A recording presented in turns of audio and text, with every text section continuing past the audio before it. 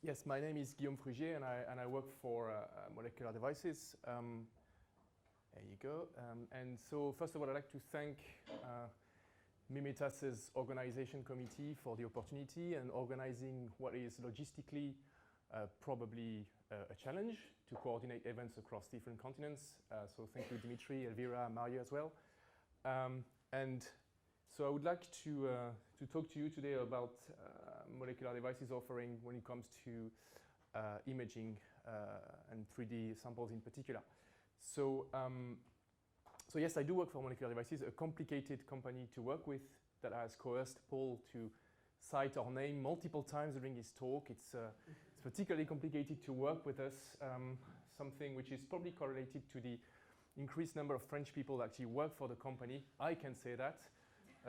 French people are traditionally complicated to deal with, which in keeping with traditions, I shall inform you that if you want to travel to France on Thursday, you should avoid it because there's a global strike happening. So hopefully, you know, in keeping with traditions.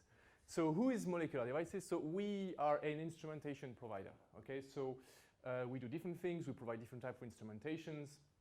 Historically plate readers, but for the last decade or so, we've forayed into imaging, in particular automated imaging. And so if you haven't heard of us, you won't have heard either of the company that owns us, which is the, I guess, the largest not known instrumentation behemoth, which is called Danaher, but you will have heard of some of the companies that actually belong to the family. People like Leica, like Beckman Coulter, like SciEx, for instance, and Paul. Okay, and so I'm here today. I'll try to keep it short and sweet. Sweet, I don't know, because the talks before were pretty sweet. Short, at least, because I know that the focus afterwards is going to be the cocktails. So yeah, I'll try to be short.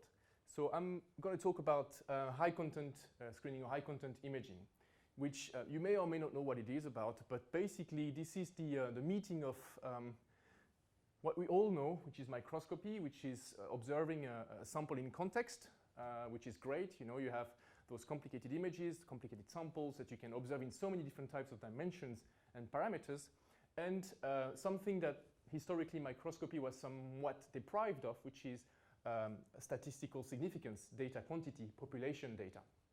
Issue is that there is an absolutely growing spectrum of application, right? So. Beste bezoeker, het is 5:30 en Nemo is nu gesloten. Wij wensen je een goede thuisreis en hopelijk tot ziens in Nemo. And now in English? Dear visitor, excellent. It's 5:30 and Nemo is closed now.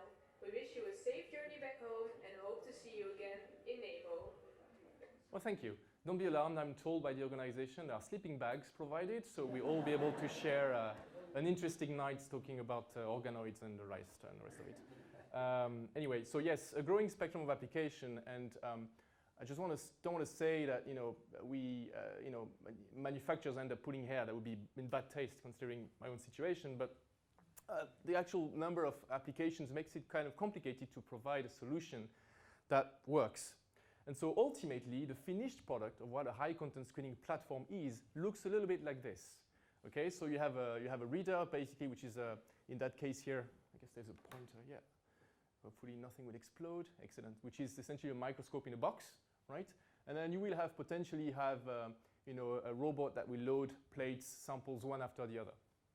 And at the end of it all, there usually is a big server because it's big data and you need to handle this. And so we're at the stage now that this maturity of hardware is also being able to tackle the complexity of the biology that people can run on those machines. And what you have here is something that you've seen before, which is an image from the graft plate from oh yes, that's the laptop. Sorry about that. And so the graph plate from MIMETAS. And speaking of MIMETAS, I just wanted to potentially foray a little bit into history by talking about the Image Express at MIMETAS. And so I think in 2014, we met a burgeoning, promising, full of talent company called MIMETAS. I think this is an appropriate description. I remember you were talking about your Friday afternoon experiments. I remember that I saw the crates full of empty beers that were consumed in the past Friday. So I can understand how people were looking forward to those kinds of experiments. Nevertheless, And at the time, MIMETAS decided to invest into an image express instrument, which is manufactured by Molecular Devices. And you know, if you wonder why, I guess it's because at the time, I guess they saw those machines as a little bit like this. Of course, this is an automated microscope. Of course, it produces images of a reasonably high quality, as high as possible. And there is all the hallmarks of what high content screening is about, also image analysis, etc., etc. But when it comes to actually producing such a delicate and refined structure as an organoplate, then and if you intend to market it for the imaging platforms, then having the ability to work with a machine that provides you a high level of access, a high ability to assess how or with which kind of guidelines you should be making your product in order for it to be honed for automated imaging, the Image Express platform was appealing. One of those appeals were around basically how I won't bore you with the details, but how the autofocus works. Obviously, a high content screening microscope will focus all the time. So you don't spend your time in front of the machine just trying to find the right picture. You put the plate in, you go away. And then in the meantime, you come back and you have generated thousands and thousands of pictures that you then need to talk to your IT department about to store them, right? Or you know, at the end of it, analyze as well. And so obviously, you don't necessarily define the same type of autofocus routines when it comes to focusing in one of the chambers or on the phase guide possibly, or you need to make sure that that you focus at the right place and reliably as well for you to generate those nice images. Another aspect that was particularly interesting, I'm told, is also the fact that amongst the people that are at MIMETAS, there are a number of, I guess, people that are of a geekish nature, I would say. And some of them kind of used the ability of the machine to be used as a programmed element. So the ability to inject macros that were user-generated in order to gather data as to how the machine was working with a given plate, how the images should be acquired at different magnifications. And so ultimately, nowadays, the story at MIMETAS is the generation of all those different types of models that Paul has talked about, and the use of two different devices, essentially. One is called the Pico, which I will talk about a little bit later on, and the other one is the IXM. And so but the issue really at Molecular Devices, and generally speaking in that field, is to try and tackle customers' needs, generally speaking, as we've tried to do with MIMETAS. And on top of the spectrum of applications, one challenge is this. That's what customers want, ideally in a single package, right? They want the flexibility of a van. Yes, this is a French car. You want the simplicity of a British, the highlight of the British engineering, which is a Reliant Robin, and the speed of a Formula One. Yes, I've had to put the picture of my least favorite F1 driver, who happened to be Max Verstappen and who happened to be Dutch. Yes, I changed the picture in different countries to reflect this. Yes, I am difficult to work with. And so, yes, and all of this in the context of using all of that kind of flexibility of different types of applications. And so we have a certain number of machines and instrumentations to kind of deal different types of resolutions, different types of users, different types of needs. The Pico is one of them. Pico is a very small microscope in a box that basically comes with a number of magnifications that will allow people, we talk about objectives and all that, but what it really allows people to do is to work with different types of models. People can work on whole organisms, and they can go into subcellular structures on those machines. Obviously, MIMETAS has a slightly more specific use, and as a matter of fact, we've kind of released some pre-prepared protocols for the use of the two channels, 2 lanes and 3 lanes MIMETAS organoplates, which means that ideally you put the plate in there, you select the protocol, and then straight away the right glassware is selected, the right wells are selected for you to image specifically the areas that you're looking at, that you want to look at. And so MIMETAS have a use of the Pico, such as this one, for instance, when you look at a spheroid, an organoid model with a proliferation assay, where you can basically grow your organoids and then score them. Also, a use around the formation of tubular structures, something that we've seen before with the application of a flow. Then I think these are Caco cells. Yes, the Caco2 cells that eventually form a tubular structure. And this is used in the barrier integrity assay. But historically, the story with molecular devices at MIMETAS started with the micro. The micro are different beasts. They are more geared towards R&D and high content imaging and high resolution imaging, and the Pico is more around QC and more simple imaging. And so the micro is an instrument that is a confocal. So it is a confocal microscope in a box. And of course, even though I try not to go into specifications too much, so this is a confocal microscope. In there you have, again, different types of magnification. You go from the simplest 1x magnification to look at zebrafish and whatever else, to the 100x magnifications to look at yeast, for instance. And into this you will have the capacity to use different types of configuration for the confocal, to have the best resolution, to adapt the performance.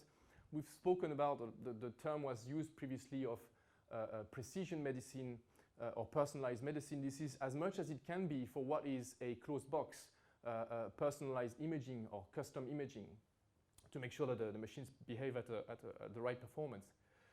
We also do some customizations, for instance. So again, pushing forward the agenda of what is normally an instrument historically made for industry. We also have some custom solutions to really go beyond the standard offering. Those machines can deal with live cell assays, right? So you can leave your cells in there for hours, days, depending on how tough they can be. And you can, as I already shown in a little bit, you can automate those machines. So this is our largest customers in France. They're German, so they do work, obviously.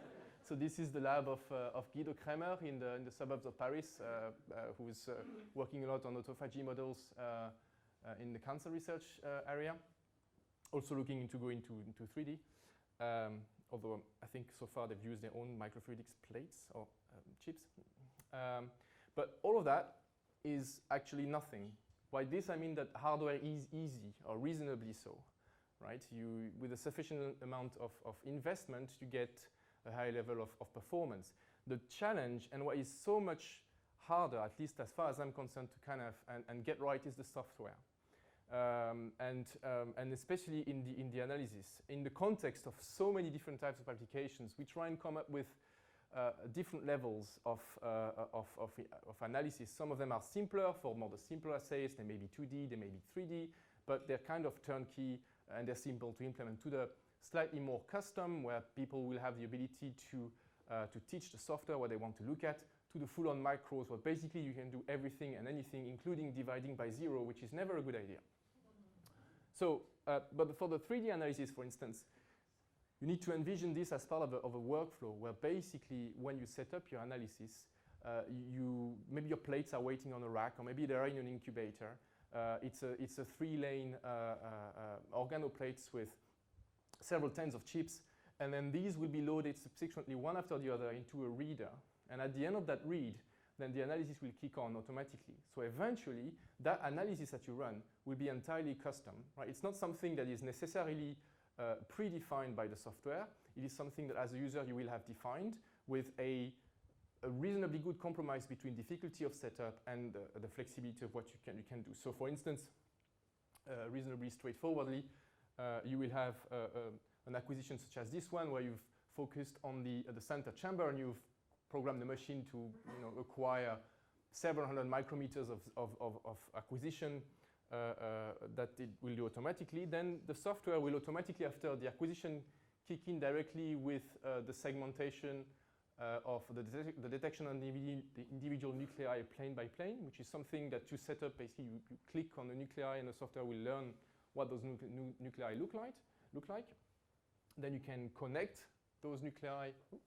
Yes, you can connect those nuclei through space, therefore generating what's called now actual volume information, and eventually generate, that's more for the lab meeting and it is useful for quantification, but generate a 3D representation of your tubular structure and then I think that's what's called the sprouting into the ECM.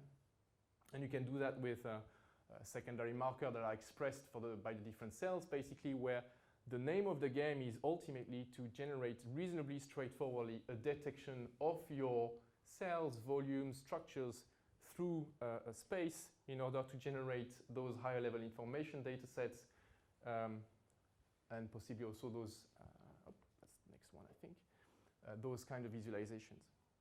From this, automatically, the software will generate and will measure whatever parameters are of interest to you. So typically volume, the distance to neighbor, the intensities, the feature counting, etc., etc.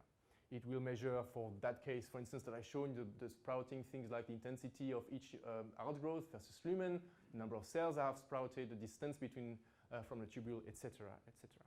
Ultimately, end product is something like this. You get trends across your plate in one single vision, and then maybe you can display one parameter or another through a heat map here. That's the end product. That's the thing you come back to when using systems like those ones, right? I will conclude to try and to keep within the time. And so actually that slide is one of the slides I typically show in introduction to